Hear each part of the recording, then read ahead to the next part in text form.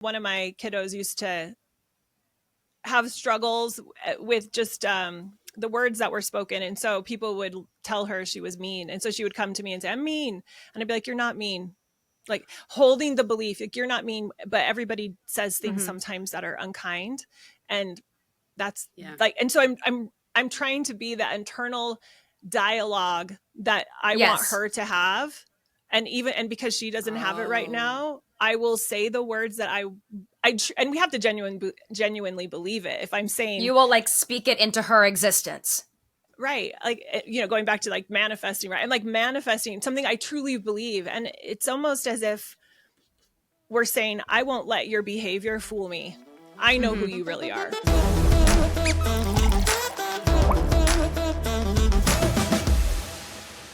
Hey, everybody. Did you miss us? Today, we have a good episode for you because it's all about the Connect method parenting, which is going to help you become a better parent, a better person, and connect with your kids. And it is not gentle. I was going to say, do you know what it is not? It's a little gentle. It's a love tap. It's a gentle way of connecting with your kids, but it's not the gentle parenting that's just doormat city. Doormat city. Yeah, no. Andee Martineau is on today. She's a mom of 6. Which is wild. So if there's any expert in this field, it is her. But she'll tell you all about how she got started with it. But we had some really good conversations. But, Wait, did she have 6 or 8, did she say? I think she said she had 8 and 6 at the time. Oh, geez. She has 8 babies. 8. How are you feeling in your phase of parenting at this moment? I mean, I don't have a toddler yet. Yeah. My son knows no, and he just learned to point. So he says no, and points at me. But it's not of real consequence. It's just like playing. Yeah. But he's thick for sure. Like if he wants something, he wants something. But I can still say, "Oh, let's go play with your truck over here," and he goes truck, and then he's still distractible. Yes. So when does that end? When does that expire? Yeah, I think really like 2.5. Okay. Although girls are different. Although Sienna is still distractible. It's just, it has to be a little different. And it's not like the other day I was on the phone and I told her we were going to decorate the tree after we're have you seen the mom memes? Why? Well, because this is for after the holidays. Oh, well, just pick it up. You were told her you were going to do something. I told her we were going to do okay. Like the other day with Sienna, I told her we were going to do something and she couldn't get it off of her mind that she wanted to do it right now. And I was on the phone and I was like, okay, well, we are going to do it in about 15 minutes, but maybe why don't you go check it out and come up with a plan of how we should do it? Did that work? She literally looked at me and goes, that's a great idea. And walked over and did it. She has like a clipboard and a hard hat. Yeah. Yeah, seriously. So sometimes just, not saying no, like we're not doing it right now or whatever, but you tell me, boss. Yeah, I don't know. We're all just trying to get by here. But well, that's what Andee is for. Yeah, I really liked her method and how she thinks about things. And there were a lot that I feel is like, it's not your kids being it's not DICKSs. Yeah, it's not you, it's me. Not you, it's me. Yeah, and how just like kind of rewiring your brain is really helpful. So in this new year, if you're looking to become a new enhanced version of you as a parent, this interview is totally going to help you. Here's Andee Martineau. Tell us about the connected parenting method. So it came about because I was so unconnected. My kids are bigger now, but I had 6 kids in 8 years. And that was, oh my gosh, like, right? The perfect storm to push you to your brink, to your limits. And so because of how I was trying to create peace and a clean house and get all the things done, I soon found out that I was really lacking in my ability to make a difference, to be honest. Like, it was like Groundhog's Day every day. Can you guys relate? It's like Groundhog's Day and you're like, I know it's going to work this time. Please. Yeah. It's like you're trying to do everything, but you're failing at all of it because you're spreading yourself too thin in each area. Yes. Yes. So did you just suffice to have no toys? Everyone wore the same outfit every day. I've tried all of it. Like shoes only in the car, right? Like Yeah. so we could never forget our shoes because they were in the car. All the That's smart. things. I love Yeah. that, especially for Yeah. like the little ones that you carry half the time. That's a great idea. Yeah. Yeah, that was a hack that really did work. And those kinds of things came out of it, and those were beautiful. The things that didn't work were me continually trying to use the same tactics of, if you don't do this, then this is going to happen. Yes. Or like the threatening, the bribes, the ultimatums, the timeouts.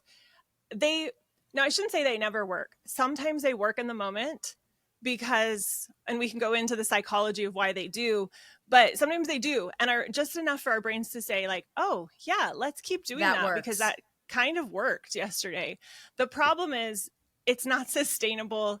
It doesn't create lasting change. And that's what I started running up against when Did you just lose her too? Uh-oh. Yeah. Did you lose me? Yeah. Yeah. But you're back. I'm back now. Sorry. Yeah. So We're you were- having We heard the problem is. The problem is. Yeah, we're having a full-on snowstorm here. So I'm Oh, no crossing way. Where are you?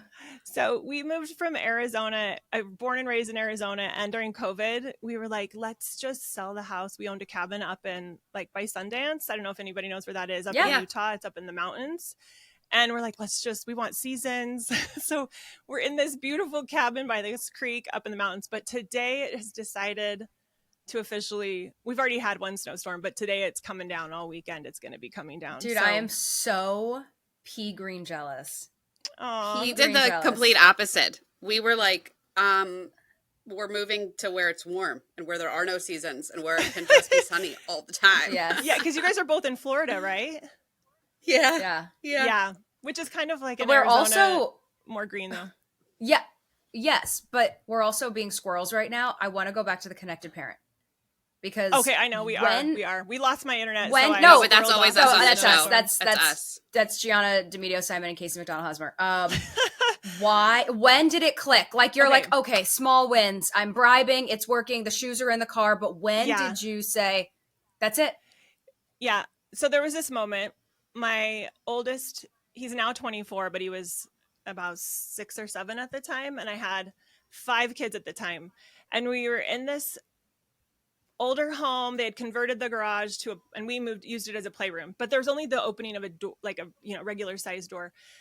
So I have a little baby and she's gone down for a nap and I'm killing it, done the laundry, the dishes were done before lunch kind of thing. And then I realized the toddlers have been so quiet. It had been at least 20 minutes. Oh. Well, when toddlers are quiet for 20 minutes, something is happening. And I figured they were in the playroom and I heard a little bit of noise. So I'm like, okay, they're alive. And I don't know about you, but one of the most important things when my kids were little was keep them alive. Yes. Right. So I look in and this is funny that we were just talking about Arizona and snowstorm because I look in and it is covered in white. And I now call it the Great Baby Powder Blizzard of 2007 because they had found flour, a huge Costco sized bottle of baby powder, and had covered everything, poured it in electronics. Our DVD player never worked again. I have pictures of them just doused. We would love everything. Those photos to include and pop up. Yeah, I'll now. send it over. I'll send over the classic. And it's funny because in my brain, and as moms, we have these, at least I did, and you can tell me if it's the same with you. Like in my brain, it was, a blizzard. I look back at the pictures, it's white and everybody's covered in baby powder, but it's not as bad as my brain was making it out to be because I was so exhausted from having a newborn. And I knew the impact of the cleaning that was going to be required. I had no helpers. They were not helping. They were little. They're going to make it worse. So I'm like, this is going to. And not only did you have to clean it up, you had to track them to the closest bathroom to hose them down. And hose and them down. Track it through the rest of house. the house. Yeah. Right. Yeah. It's going to make a trail. They're probably going to wake up the baby. I walk in there and I lose my absolute mind because I'm exhausted. I know in hindsight, we all have these moments where we completely lose our mind and it's the best we could do in the moment, even though it's not very good. And this was a not very good moment. And I start just losing it, yelling, not proud of that, but that was where I was at the moment. And he was about 3 or 4 at the time. He was the instigator. He's my funny. He was always doing crazy stuff like this. And he thought it was this great, hello, look at this beautiful thing we made. Like, look what I made for you. Yes, he was so excited. He was beaming. And I started losing my mind. And I saw his face just go to destroyed, like, I have failed, mother.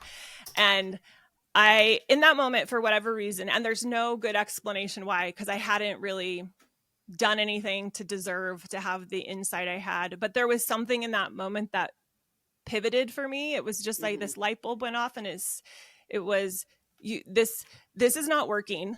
Yeah. This is not going to create what you want.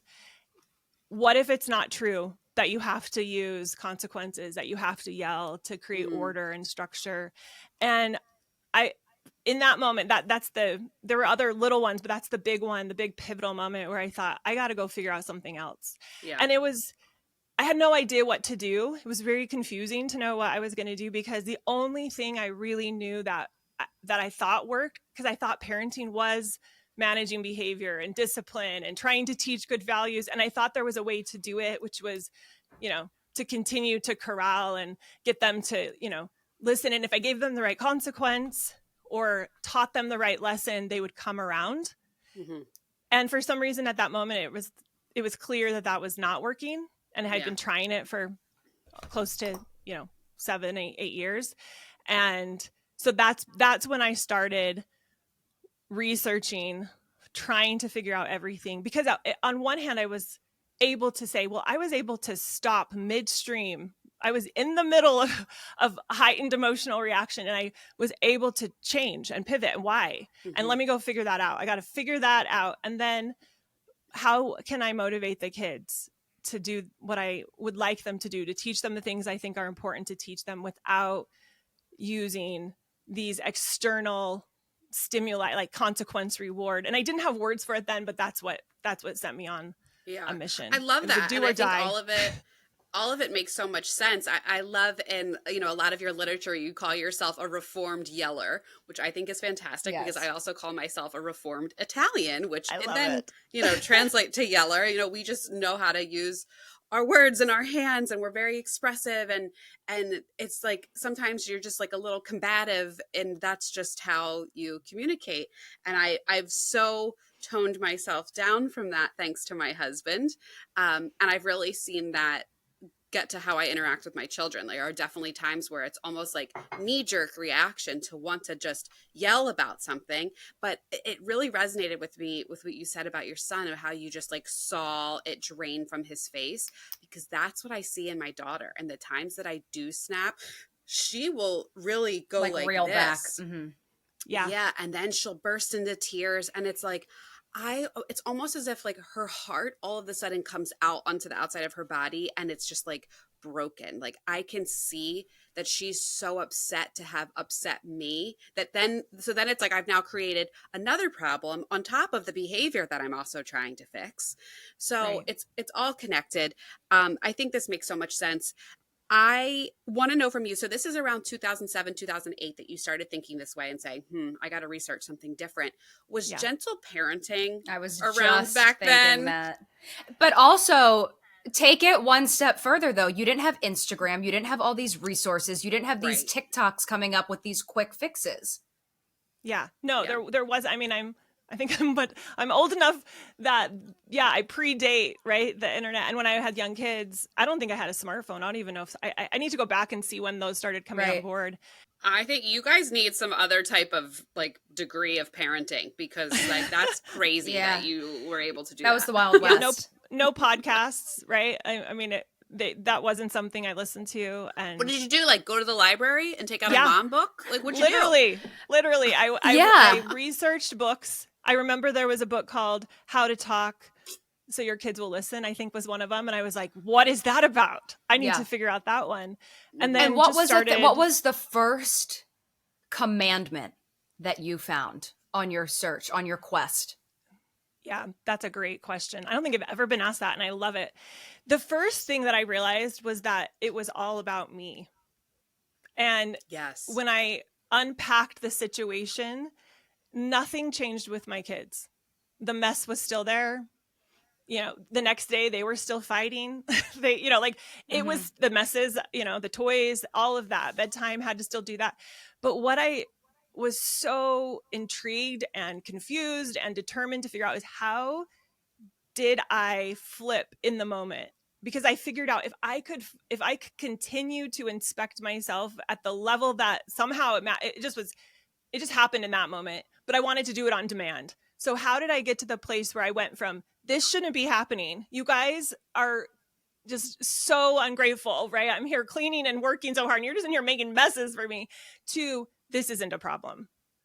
And so I started looking at neuroscience. I started looking at anything. And I can't even remember if mindfulness, it definitely wasn't the buzzword it is now, but you know, looking at what it was, there was a book called The Biology of Belief that I found that somewhere along in the early days where it was like, oh, like there is a way that my thoughts are affecting my neurology. And my degree was in nursing. So I loved science and I loved looking at studies and I loved learning how the body worked. And so for me, the first commandment, so to speak, the first thing I realized was I've got to really look at the power of how I'm interpreting the situations, because really that's all that changed was me going from, and it was based on his face, right? It was, I'm justified in yelling, to I'm ruining this relationship and trust, and this isn't worth it. Like it doesn't, like the baby powder will get cleaned up. Yeah. The relationship, you know, could be impacted. And then you go back to the root of it. Why did I have kids? Why am I continuing to have kids? You know, yes, bath time is always going to come every single night at 5:30. I'm always going to have to feed them breakfast, lunch, and dinner. They're always going to cut their knee. They're always going to need me. And it is like Groundhog Day, but it goes so fast. But it's not. Exactly. But it's not. And that's the thing. Like, I'm crying. When you're in it, it is so hard. The Groundhog Day that you said, Andee, is really a nail on the head. I mean, when you're in it, it is so hard not to feel that this is your life now forever. You are going to wake up every day and you are going to have to do the same things, and you are going to have to do that bath time at 5:30, and you are going to have to fight them to get into their pajamas, and you are going to have to clean up all their mess. But in the scheme of life, it is this short period. Now she has a 24-year-old. I know, it's crazy. I know. It's the days. And the days are long, but the weeks are short. Yes. The years are and shorter. You're right. So years when are saying shorter. It's like you have to look at your own mind and reset that. It's not that you have to reset your child. They're doing what they should, you know, on some levels. But you reset yourself and say, this is not the biggest problem that could happen today. This is not the worst thing, you know. And nobody died. Sure. Nobody died. Like that needs to be, you know, and that sounds so simple, but it's like, we're alive. We have our health. We have each other. I can clean it up. Now, literally, if you came down the next day from putting the baby down and there was dog poop all over the same playroom, you know, like we need to figure it out. But I guess it's rewiring. I'm sure it's a little different, right? When you're talking about toddlers who are kind of just discovering the world and doing some things, and it can be a little bit more innocent versus teenagers who know what they're doing and they're becoming a little bit more manipulative. So it's how do you then in the connected method parenting say to yourself, I am going to be conscious of this time, but I'm also not going to be walked all over. Right. I mean, that's a huge thing that comes up with every teenager, even when they start to become 10, 11, 12, you know, and you start to believe they're little adults. One of the best things that helped me, it helps a lot of the parents I work with, is to realize developmentally their prefrontal cortex is not even coming on until around 7. So the prefrontal cortex of the brain, you know, is the logic, the reason, and then it's slowly coming on. So developmentally, like I think men 30 is when the scientists are saying it's fully developed, and women 25. So even though your 14-year-old son or, you know, 15-year-old daughter might be doing things that you're thinking, what in the world is going through your brain? Mm-hmm. They really are functioning at a different level than we are as But what do fully. you do? Like, if your daughter's like, I'm out of here, my senior boyfriend is picking me up, and we're going out to drink in the woods. Deal with Yeah. it, lady. Deal Like, with. Someone speaking from experience. on no, that. I actually didn't, because I would tell my mom everything. I was like Yeah. word vomit, Miss Teen word vomit when I was in high school. I would tell her everything I was doing, who I was with, who I had a crush on, who kissed who, whatever. But you see it happen where you're like, oh, we lost one to the cool crowd, or, you know, this one's smoking weed now and we're freshmen in high school, or this one's drinking now and we're only sophomores. So like, what do you do when you see them being pulled so far away from you and you don't even know where to start? Yeah. I have one follow-up question for you real quick. Why did you tell your mom all the things?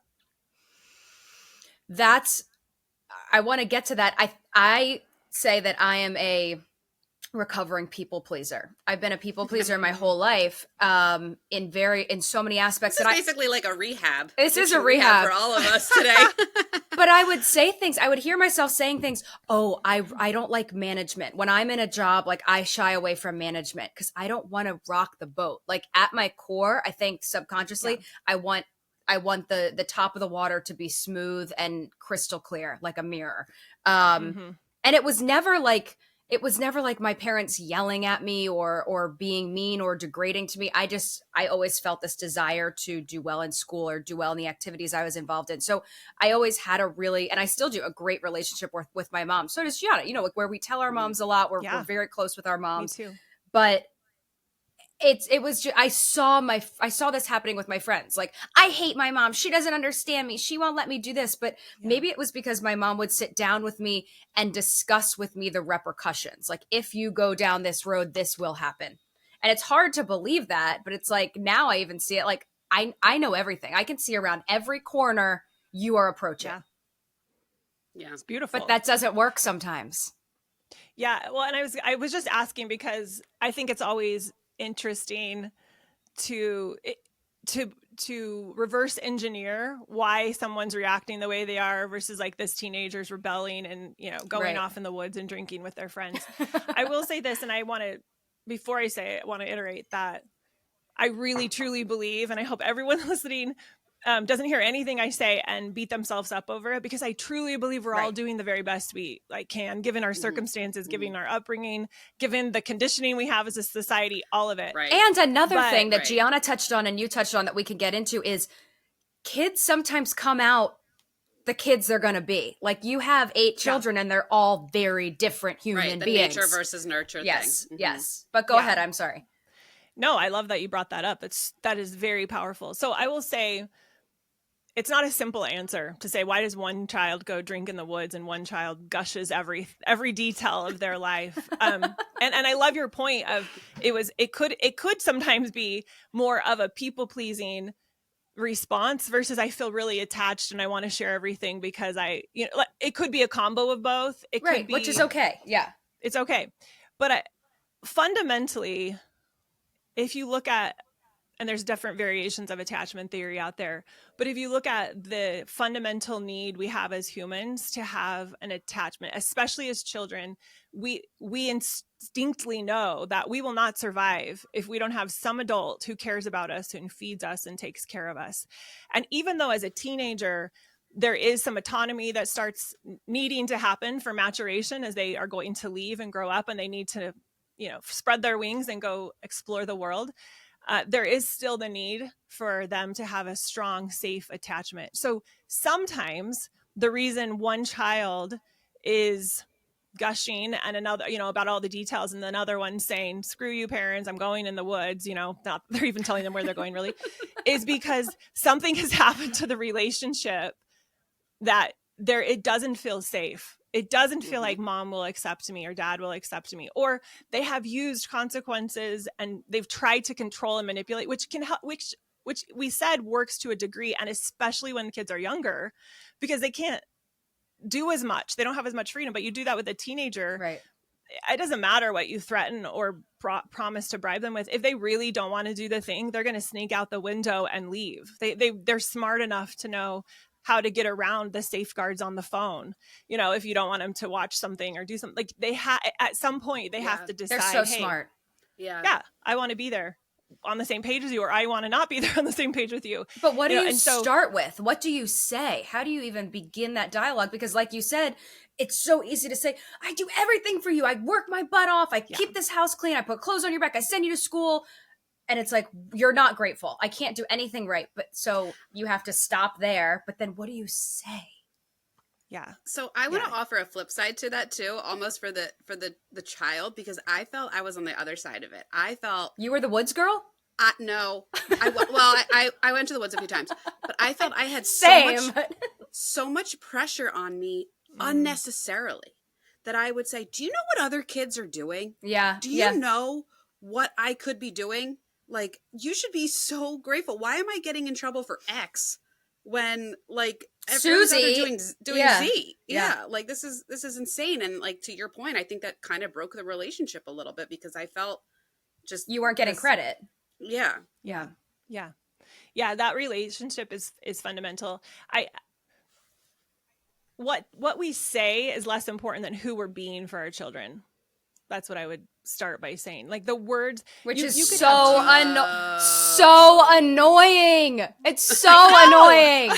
I just want to, because everyone's like, just tell me what to say. And I'm like, it's actually, I need to help you with who you want to be. You know, yeah, it's so annoying. I don't know who I want to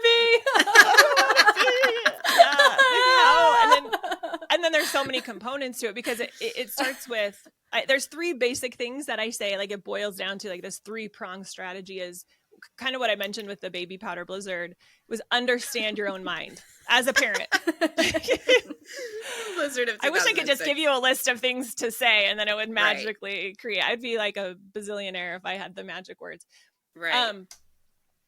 But our kids are just way too smart for that. And thank goodness, right? Because then someone else could get the words and say the things and get them to do whatever they wanted to. It really is all about relationships. Yeah. So understand our own mind, our own behavior, our own thinking, that there's a level of awareness and introspection, emotional maturity that a parent needs to be committed to and questioning beliefs like you shouldn't be wanting to go to the woods. Well, I mean, is that true? Like, is that helpful? And it's not that I don't want you to go to the woods, but like probably every teenager, right, is going to get to a place where they want the autonomy. So if I can reframe it and be like, okay, I'm really resisting this, but what would be better is for me to have a conversation of trust and say, tell me about this. Yeah. Like what is going to be happening out there? What are the repercussions? But that conversation could go two ways. If I'm controlling and manipulating and fearful and worried and not trusting my child, they're going to map that. And that conversation is going to be not effective. If anything, push the teenager away more. But if I'm able to come to the conversation with trust, like I believe in my child's inherent goodness, and I trust that no matter what they do, I'm going to be able to help them and support them through this, and we'll figure it out. Right. And I can try to force them to stay home, but ultimately, if they don't want to stay home, I have to, I mean, there might be, if you know there's stuff going on, there's a whole element of setting a limit and holding to that as well. Right. But it starts by understanding ourselves. I'm not incriminating my mother, but she would say, like, let me drive you.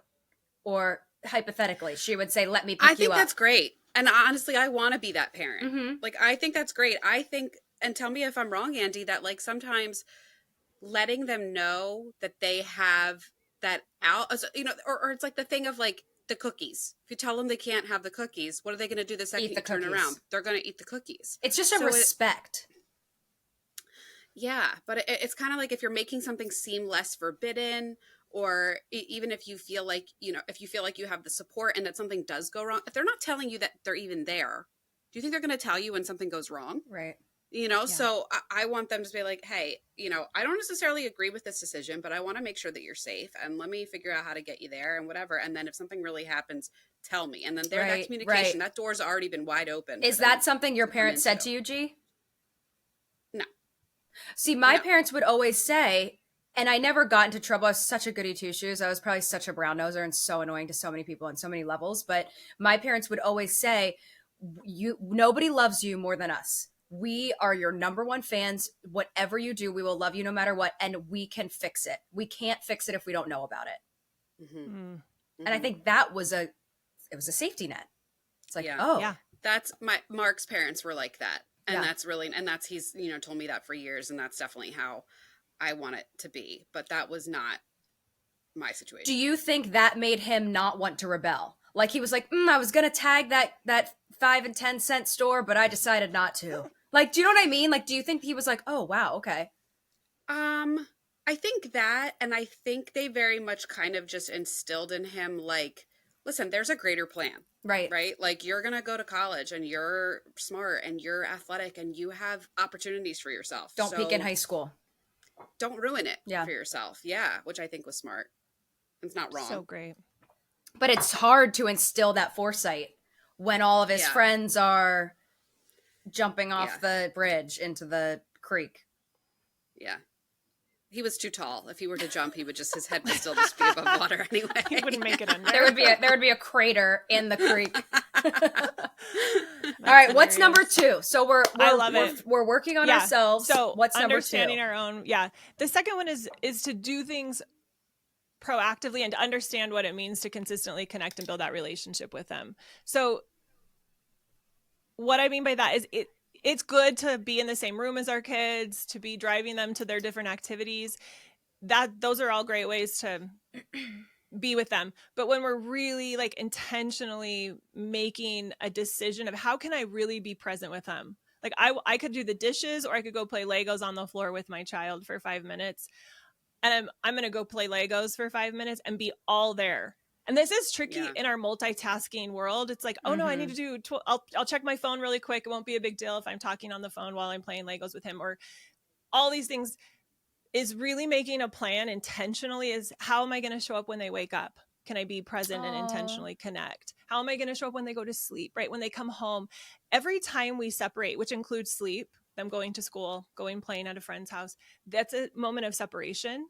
And I know you both have younger kids. And so it's even harder when they're younger. They really are so needing us and connected to us, and they need us for safety. So when they come back, if we can be extra connected, it might be really hard for them to be away from us. They might have had something happen when they were playing at the friend's house or at school that was hard, but they held it in until they came home. And now they, maybe they're a little bit more feisty or grouchy. And that's because now they're in a place where they can purge those negative emotions because they're with safe space. Their safe space. So it's about just really building the relationship. Excuse me. Really building the relationship when nothing's gone wrong. And looking at the scale of how many interactions did I have with my child that were intentional, connective, and versus directing them, giving them, like an ultimatum, and just balancing that scale and making sure that we're doing the work. Like you can't expect to get a return on an investment that you're not investing in. And so there's different ways I help dial that in for parents if they're struggling with it, but you can definitely tell when it's off, and it happens to every parent. And it's not just because of how we're showing up. It might be just because their world is chaotic for them right now. So they're feeling more dysregulated. And so they're more disconnected with us too. And so for us to show up in a way that creates trust, because what we want them to know is mom and dad are on my side no matter what. Right. And so that if we do have to give a limit, I call it limit instead of a consequence, or say, hey, enough of that. They know that I'm on their side, even if I don't agree. Like I accept them, even if I don't accept this behavior right now. Does that make sense? Yeah. Well, wait, Gianna, I don't know if we're on the same page here, but when you said the connection thing.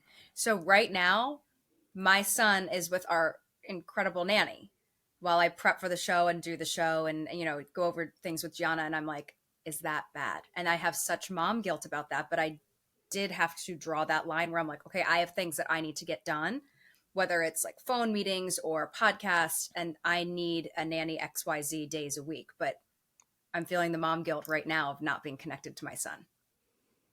No, I would say that. What were you going to say, G? Oh yeah, go. No, no. I mean, probably echoing what Andy said, hopefully, and just that, like, I think that's good exposure for them. Mm-hmm. You're not like dropping them off somewhere for days at a time. I think it's good for them to be exposed to other people, Mm-hmm. to learn that mom's going to go away for a little bit, but she comes back. The one thing I was going to say in the last conversation, Andy, you were talking about the safe space. That's been one of the most powerful things I think I've learned in motherhood, of how, like, they go to school and they're fine, and they come home and have a mental breakdown, or they spent the time with the nanny and the grandparents and they're fine, and then they come home and have a mental breakdown. You hear that so often, but I think that's a success in parenting. If your child can behave well with others, but then they break down with you, it's not a failure of what you're doing as a parent. It's that you've allowed that safe space for them. And that goes back to everything you've been saying, Andy, about, like, I need to look at myself, Mm-hmm. and I need to say, I don't need to respond to this and say, oh my God, you're being so bad, you're doing this, like, or I'm a bad parent, you're a bad kid, da, da, da. It's, I've taken those moments now where my toddler breaks down like that, and I'm just like, all right, like, what do we need? You know, Mm-hmm. like, come here, let me give you a hug. And that's where, like, you know, we started talking about a little bit in the beginning of, like, this difference between gentle parenting and connected parenting.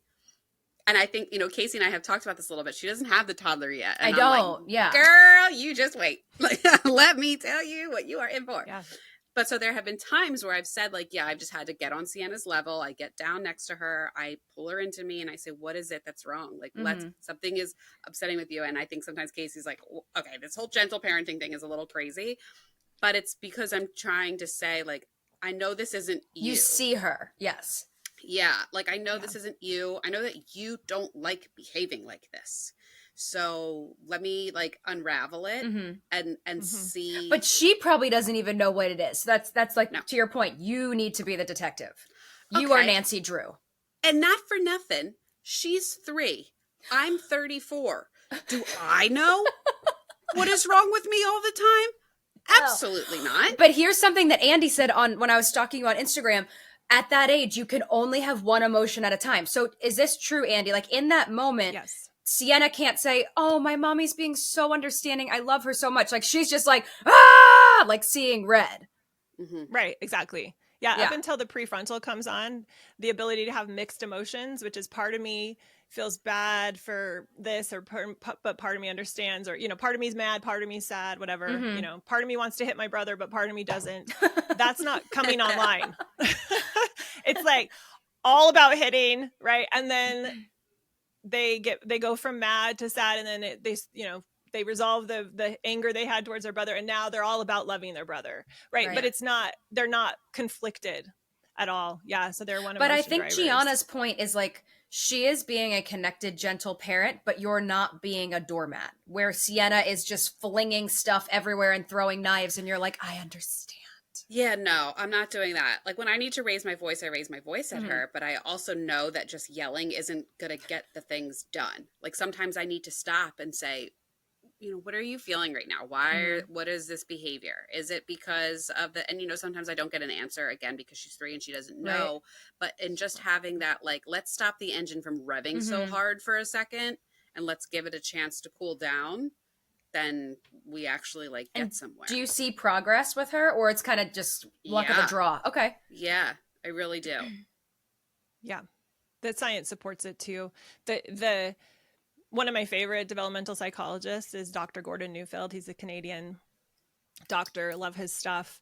And he talks about, and this isn't just contained to young children, throughout our whole, you know, human existence, lives, is going from resisting, he calls it mad. So, you know, the toddler is just so frustrated you don't give them the cookie, right? And they just are throwing the tantrum, and but you hold the limit. You're firm on no cookies before dinner, you know? And so then eventually, when they can't change the situation, which is what they're attempting to do by getting mad, the goal is that they then surrender to the reality of their life. And then they might cry about it in a different way. They might be crying about it when they're mad, but when they're crying about it in a surrender, futility, there's nothing else I can do. It's clear I'm not getting the cookie.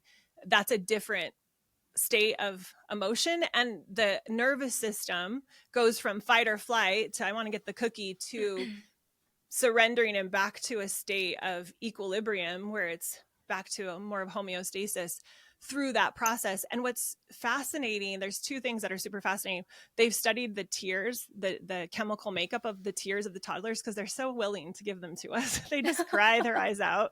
Wow. And the chemical makeup changes when they go from the Wow. resistance to the surrender, from the mad to the sad. And when they're in the sad state and they're, they might still be really, I want the cookie, but you can tell in their body that they've given up the fight. Defeat. Yeah. And now they're just coping with their new reality. The chemicals that our body, creates, lets go in our body, or the chemicals our body creates when we go into a fight or flight state are released through those tears, and they can measure them. And so that is the body's way of purging those chemicals that it no longer needs, because it doesn't need to be in fight or flight. And the other thing that I think is so remarkable is they've done scans of people who have gone through this emotional trip from mad to sad, from resisting to surrendering, and the brain changes just by this journey, just by this emotional journey. And so learning how to hold the space to keep ourselves calm and to realize what's actually happening. They're not just trying to be a brat. They're not just being rude.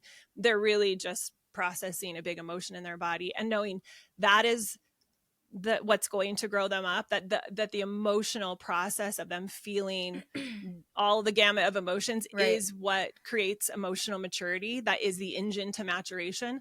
When we can sit in that awareness, everything, the perspective changes. So then if we are understanding that, then it changes the way we're viewing the situations that are unfolding. So it's really powerful. What do you say to Timmy to make him go from Braveheart to surrender over the cookie? Like, do you literally break it down in adult terms? Like, listen, Timmy, like, mommy's making dinner right now. It's going to be so good for you. It's going to make you grow up big and tall.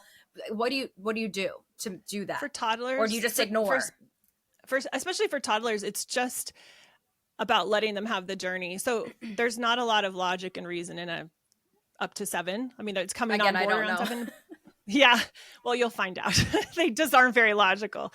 And so and actually the trying to go there, they might try to go there with you and try to figure it out. It can interrupt the process, even with like a teenager, even with an adult. If we try to figure it out in the moment, and I'm talking when we're in the heat of the emotions, and maybe you can think of a time where you've been really heated, and sometimes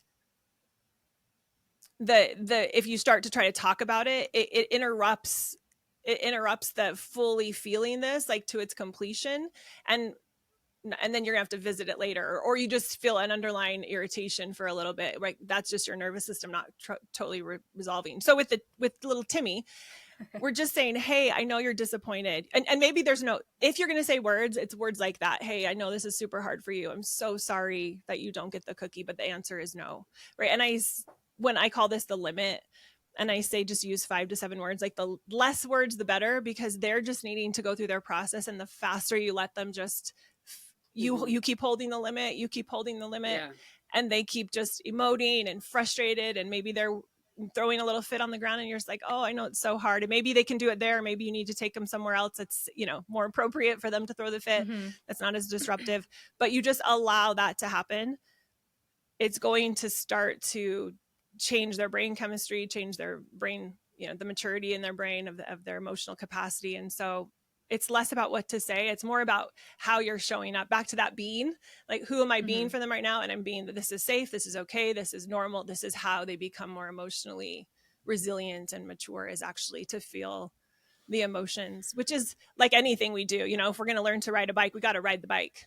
So if they're going to learn to feel the emotions, they got to ride the train and feel it, and know that they're safe to feel mad and disappointed. And that's how their nervous system is like, oh, I guess it's not something we need to fight when we feel this disappointment. I want to talk about ultimatums and bribes, because I have just watched from afar as other parents have done this and seen, okay, that's highly ineffective. So when I got into my own parenting, I was, the same thing. I'm like, I'm not going to do that. And that's actually one of the things that I've really stuck to. There's a lot of things I said I wasn't going to do in parenting that I've, done. But that's one of them where I'm like, no, like, I really don't think that's effective. Is that true? Like, is there an effective way to do bribes and ultimatums, or would you not recommend them at all? Or like, what is your take on them? Yeah, I don't recommend them. It's not that we don't want to influence and incentivize our kids when appropriate, but to use it as a way of trying to control or manipulate, or like anything we do that's this external pressure to try to get them to do something, and we're not able to do it in another way, like through like if we could just slow down and talk to them, or maybe they need to get some frustration out and then we can address what needs to be done. But if we go to that ultimatum or bribe, yeah, it might work in that moment, and typically it works because they're so afraid of the disconnection that they're going to experience from us, or the disappointment, or the, you know, the fracture in the relationship, that they might just do it. But the repercussions of that is they could become a people pleaser. Do we really want that for them? Because now they're going to be so afraid of relationships, and they're going to be managing it by not disappointing people, you know, or they're going to say, no way. They're going to call us on our bluff, especially as they get older, and say, you really actually, That's the thing. You really actually don't have any control here. But what about a situation, because you said this about Timmy with the cookie in the kitchen. If Timmy is throwing a fit and you are at Gianna has an amazing network of friends. So they're at a friend's house. Sienna, her mind is exploding all over her friend's kitchen. Yeah. Why is it bad for Gianna to say 1, 2, 3, 4 times, Sienna, if you can't get it together, baby, mommy's going to take you home. And then on the 3rd time, it's like, okay, we're going to get in the car and Sienna's going to go home. Like, well, I think if you stick with it, absolutely. If you stick to it, but that's the problem, is that sometimes that you don't. And then they start to see that, like, but like, is that ultimatum okay? But is an ultimatum okay if you're going to actually do it? I think so. It would depend on why you're doing it. So am I doing it because... Let's do that situation. Like, Sienna's throwing a fit and we're at somebody's house and I can't have this. Then I guess maybe what I was saying, it's not that I don't bribe or don't do ultimatums, but it's like false things. Like what? Like give an example, like a real world thing that maybe didn't work. So sometimes Mark will get so ahead of himself and be like, if you don't go to bed right now, we're not going to the beach tomorrow. And I'm like, okay, first of all, really that has no bearing on her. Yeah, on her right now. Right. Like, that's not giving her any satisfaction in this moment, or she doesn't understand that consequence in this moment. And then when we get to tomorrow, like, are you going to be able to hold your end of the bargain? And like, if not, then you totally just shot your own word with her. But yeah, I think if it's like, I wouldn't, and that's the thing I say to her, like, if he says, you know, if you don't stop crying, or you don't start behaving, or you don't let this issue go with the cookie, we're leaving. And I'm like, well, then we better damn well do it. Like, don't say something that you're not willing to commit to. That's bad? Where I see. I don't think that's bad. Empty threats from other parents of, I'm going to take this away, or you're going to be grounded, or this is going to happen. And then none of it happens. Then it's like, yeah, that's why they're not listening to you. Is there maybe a time frame? Like, does it have to be an immediate consequence? Like, is that the trick? Okay. Do you want me to weigh in? Yeah, go for it. Yeah. Okay. Yes. So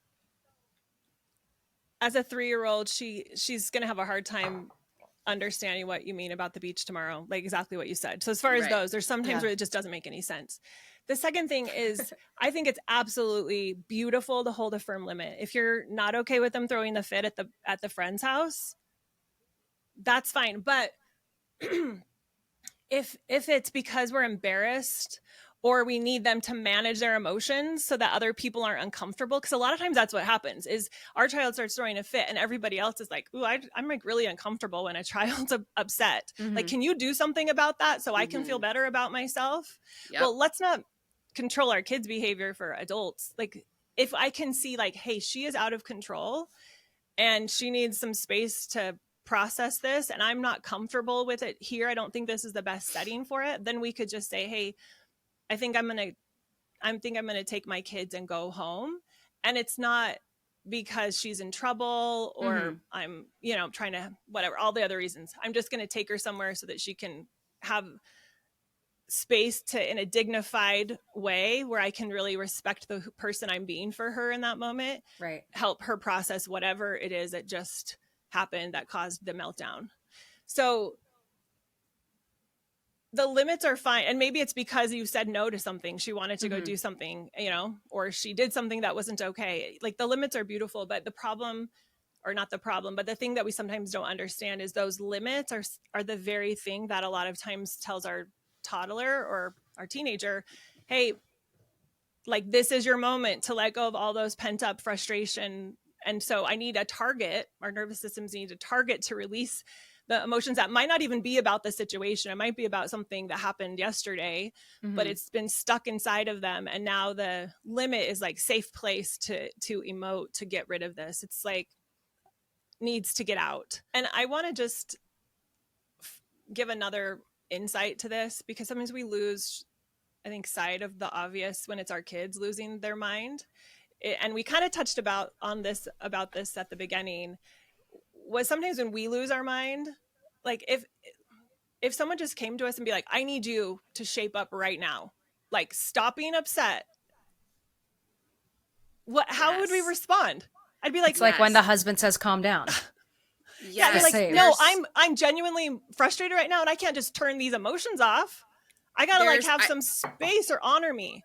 I want to just add to that real quick that has been the thing that I have tried to follow throughout all of motherhood, is that they are people too. And that the same things that you feel, they feel. Granted, it's obviously a lot different, but the same thing. Like if you're having a relaxing day somewhere and someone just says, all right, get up, we got to go. You're gonna be like, what? What? No, I don't want to go. Huh? Like think about whatever situation they are in that they're having that meltdown. Think about if the same thing were to happen to you, the way that you would be feeling. And I think it gives you a little bit more empathy for what they're going through, and to even say like, oh, I know this could be really hard, but to actually really mean it when you say that, because you're putting yourself in their position. But that's retraining your reaction time, because that's how I'm wired. I am wired to react, fix, move on, like bury it in the backyard, move on. But it's like, okay, let me breathe. And it all comes back to manifesting, breathing, meditating, like zooming out, whole picture, 3,000 or 30,000 foot view of the situation. And that's hard. Yeah. Yeah. As I clench, as I'm like white knuckled like this. I'm like, it's really hard. But yeah. And think about in the scenario we were talking about with a child melting down in another person's house with a whole bunch of people around. If that was us, I got really triggered by something and there was a bunch of people around, how amazing would it be if somebody said, I can tell you're really frustrated. Can I help you get out of this environment? Let's go to the other room for a second. Right. Safe. Yes. Let's take a minute. And maybe being here isn't the right thing for you right now. It's not a consequence. It's not if you don't, calm down, or I need to take you out of the room because you're so worked up. It's like, I honor you in where you are right now, and let me help you. And as parents, that's what we want. What about labels? Because we've all seen that viral video on Instagram where the mom's like, oh, I saw another mom and she's like, oh, your daughter's really shy. And she's like, no, my daughter just takes a minute to get to know people. And it's about those labels, and how important is that like you're being really naughty right now, or like how easy, what low hanging fruit is it to be like, Santa's watching, you're being naughty. Or one that I saw in like a positive way is like, instead of saying I'm so proud of you for something, that you should say like, you should be really proud of yourself for what you did. Like, do you feel good about that? And aren't you not allowed to say like you're the smartest or you're the pretty, like you're not allowed to say that stuff anymore either, right? Yeah, it's the growth mindset. Like, you don't want them thinking this is my worth is attached to my intelligence or something. So yeah, there's been a lot of talk about that as well. And I love the idea of switching all the labels. Like my default is my child is doing the best they can in this moment. Let me just understand why. If it's really, if I feel like they're underperforming their potential, let me just figure out what's causing the discrepancy. So, they're really triggered. They're really struggling right now. They're really emotional. Using those instead of they're really rude. They're really entitled. They're really, whatever. What are phrases of affirmations that you would use towards the child? Yes. Yeah. So it depends on what they present with. But for instance, one of my kiddos used to have struggles with just the words that were spoken. And so people would tell her she was mean. And so she would come to me and say, I'm mean. And I'd be like, you're not mean. Like holding the belief, like you're not mean, but everybody says things sometimes that are unkind. And that's like, and so I'm trying to be that internal dialogue that I want her to have. And because she doesn't have it right now, I will say the words that and we have to genuinely believe it. If I'm saying, you will like speak it into her existence. Right. Like, going back to like manifesting, right? I'm like manifesting something I truly believe. And it's almost as if we're saying, I won't let your behavior fool me. I know who you really are. Yeah. I know who you really are. That's a good way of looking at it. I like that. Yeah. That's super helpful. Here's a question. Yeah. What if you find out that your daughter has a real life burn book and she is mean? No, what if you find out like she's 7 and she's like, Susie has ugly hair, or like... Okay, so I'll sum this up. What if you find out that your child is the bully? Correct. Like, I think about that all the time. I'm Yes. like, do I want to be the parent of the kid getting bullied, or do I want to be the parent of the bully? Like, literally, which is worse? Because they both sound horrific. I can't even... As a child who was bullied, literally, like, through my adult life, it definitely makes you stronger, but you need to have an adult in your life, like you said, Andee, with that reframing of your internal monologue. Yeah. So if you found out your child was the bully, they have the burn book, they have the thing, I would definitely try to help keep people around that person safe, because they're not capable of regulating themselves in a way that is allowing them to treat other people kindly. So I think you have to be honest with the reality of what's happening. But I would still go back to this belief of there's just something not working right for my child right now. And I'm going to believe in their best and just do everything within my power to figure it out. And so is there something else that happened to them? I'm just going to believe in their best and then give them the tools and resources that they need. Because whether you're the bully, there is typically like the child who's got, for some reason, could be a lot of different reasons, they need to be in that alpha position a lot of times because they feel like they're not safe, and so they've got to be alpha, and so they're overdoing it and they're doing it in an unkind way. But there's always a reason. There's a cup somewhere that's not full. There's always and I wouldn't blame yourself as a parent if you find out your child's the bully. I would just say, okay, I've missed something. This is not a problem. We can figure this out. It's never too late. I hear parents come to me sometimes and they're like, I think it's too late, irreparable. And I go back to this study. I've mentioned Gordon Neufeld, and in when I was taking one of his classes, he talked about, he worked with in a juvenile delinquent, like where boys were sent if they were not allowed to be, they'd done something, they were kicked out of school. And they did brain scans and all of their prefrontal cortexes were underdeveloped. And so at the time, this was years and years, decades ago, they weren't sure the brain could continue to change. Maybe they were stuck with this.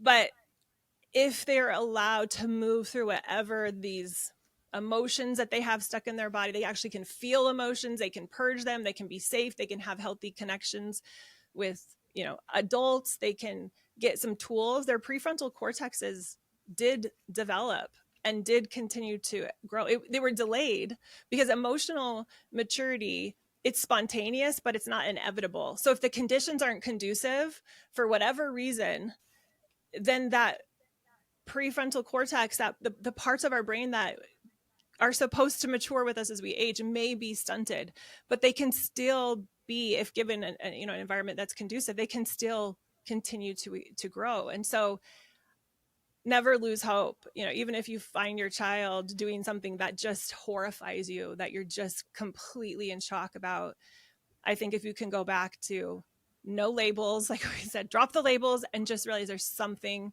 going on, and who better than their parent to help them figure this out and to keep everyone around them safe and to provide them what they need. Oh, I know. I think you've really nailed it. I think you've really found this nice hybrid of like the gentle parenting, but like the old fashioned parenting. And I love the name for it too. Connect method parenting. And that's really what it is. Just connecting with yourself, connecting with your child, and figuring out what works for everybody to get everyone to the best point. I love it so much. We need to have Andee back on for emotional intelligence and adult relationships. I also want to go back into like the bullying thing a little bit, because I feel like that's even something that's like we bully ourselves. We bully ourselves and literally all the time. And we bully each other even after our prefrontal cortex is fully done developed. growing. Yes.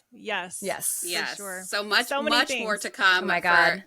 Connect Method Parenting and Mother Up podcast coming together for you. Love it. Tell everybody where they can find you. So my podcast, if you're not listening to this on my podcast, is Connect Method Parenting, and that's the website too, Connect Method Parenting. And then Andee Martineau Instagram is where you'll find me.